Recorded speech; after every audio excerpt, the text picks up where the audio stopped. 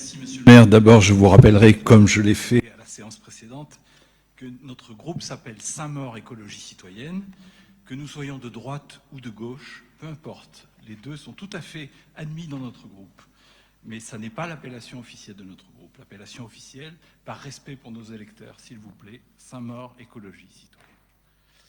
Alors, je voulais vous interroger donc dans cette question sur le centre d'hébergement d'urgence. Vous nous avez rappelé les conditions de son installation, ce qui va me permettre de passer un petit peu plus vite sur les éléments de contexte. Je retiendrai notamment que vous avez indiqué dans une communication d'ailleurs à l'ensemble des Saint-Mauriens que Saint-Maur doit prendre sa part, comme toutes les autres villes d'Île-de-France, à l'accueil des plus démunis. Et bien évidemment, nous approuvons tout à fait votre position. Je signalerai par ailleurs que, vous l'avez mentionné aussi, 10 associations saint-mauriennes de solidarité, d'insertion, d'accès aux droits, de la transition et du vivre ensemble ont soutenu l'ouverture de ce site par communiqué de presse. Elles ont rappelé notamment qu'un grand nombre de personnes n'ont plus accès aujourd'hui à un logement de qualité et abordable, que cette carence de politique publique renforce le besoin de centres d'hébergement d'urgence avec des ouvertures similaires dans tout le département, comme à Charenton, Vincennes, Bonneuil, Saint-Maurice, Créteil, Joinville-le-Pont, ce qui témoigne malheureusement de la gravité de la situation. Ces associations ont aussi souligné que la gestion du centre d'hébergement, la rénovation des bâtiments, l'accompagnement des personnes ont été confiés à Emmaüs Solidarité, vous l'avez également rappelé, porteuse d'une expertise de gestion du centre d'hébergement d'urgence, en particulier dans le Val-de-Marne. Les associations ont également rappelé qu'en plus de cette coordination, la qualité de l'accueil, la proximité, la solidarité que les Saint-Mauriens pourront exprimer auprès des familles hébergées seront les meilleurs atouts pour un voisinage paisible. Et que les bénévoles et militants des associations sont prêts à apporter leur concours, comme cela s'est fait par le passé à Saint-Maur. Que l'ouverture de ce centre d'hébergement est l'occasion de changer de regard sur la pauvreté et de créer des liens avec les plus démunis. En effet, l'intégration sociale dans un environnement humain bienveillant et respectueux est la condition pour se reconstruire et se projeter dans l'avenir. Dans ce contexte, et j'en viens à ma question, Monsieur le maire, pouvez-vous nous préciser les moyens d'information, d'accompagnement et d'intervention de la ville que vous serez en mesure de mobiliser pour cette opération et les moyens qui faciliteront l'action des associations saint-mauriennes, le bénévolat en général et l'intégration au quartier. Enfin, Monsieur le maire, avez-vous prévu une prochaine réunion publique d'information? J'ai entendu qu'il y avait une réunion avec les riverains. Prévoyez-vous de transmettre toutes les précisions requises aux élus et notamment en commission des affaires sociales? Je vous remercie. Merci. Vous aviez une seconde question? Oui, je vous en prie. Madame Bouton. Merci. Bonsoir. Bonsoir. Comme toutes les communes de France, notre commune dispose de panneaux d'affichage libre destinés à l'affichage d'opinion ainsi qu'à la publicité relative aux activités des associations sans but lucratif. Les Saint-Mauriens constatent que ces panneaux sont régulièrement occupés dans toute leur largeur par des affiches municipales.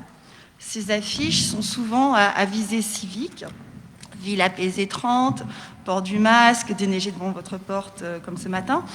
Aussi, les associations n'osent pas les recouvrir. Elles se retrouvent donc sans espace d'affichage, alors que la ville dispose, elle, d'autres espaces d'affichage. Aussi, serait-il possible de rendre ces panneaux à leur destination définie dans le Code de l'environnement? Voilà, merci. Je vous remercie, madame. Vous avez d'autres questions, je crois? Madame Verselloni.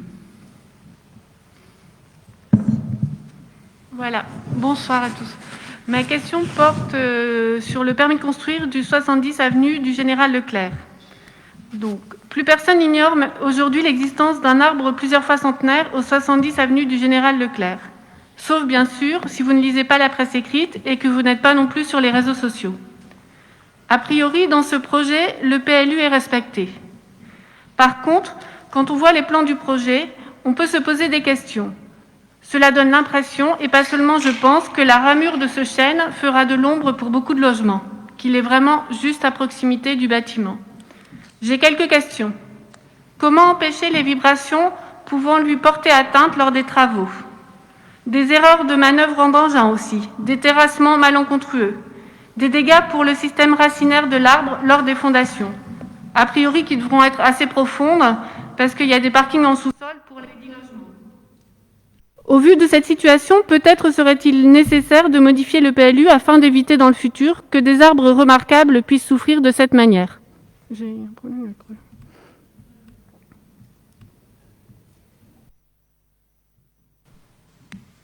Bien, je vous remercie, excusez-moi. Vous aviez d'autres questions, je crois? Oui. Alors, l'autre question. Donc, en cette période de grand froid, qu'est-il prévu sur Saint-Maur concernant l'accueil des sans-domicile fixe? Très bien. Hier matin, préparant ce conseil municipal à ce sujet, notant que le plan grand froid avait été déclenché dans toute l'Île-de-France, un peu avant 9 h, j'ai appelé Hélène Lerettre pour connaître les détails de sa mise en place à Saint-Maur. Madame Lerettre m'a très gentiment répondu en détaillant les actions mises en place.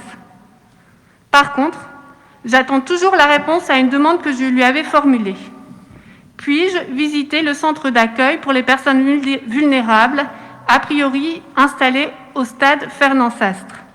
Et pourtant, cela ne devait pas être très compliqué à organiser, puisque ce matin-là, monsieur le maire, accompagné de Frédéric Herzen, y sont allés et ont communiqué à ce sujet sur les réseaux sociaux. Bien, merci. Oui, c'est monsieur Caprani.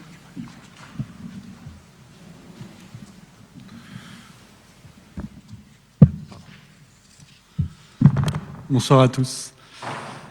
Il y a quelques mois, la Cour régionale des comptes est venue inspecter les comptes de la commune et nous voudrions savoir où en est le rapport, s'il est finalisé et quand ce rapport sera présenté au conseil municipal. Merci. Il y a, je crois, une dernière question.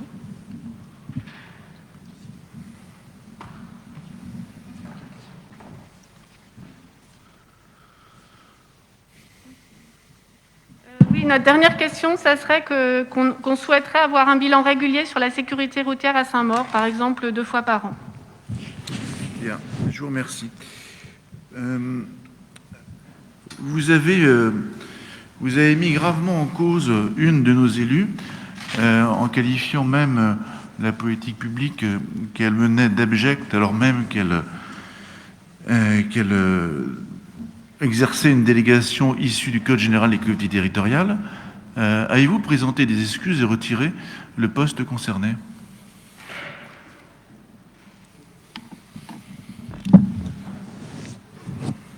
Je peux vous redire que la même chose, c'est que le tweet dont vous parlez, qui a été un tweet de Théo Faure, ce tweet ne concernait pas la personne, mais concernait la délégation.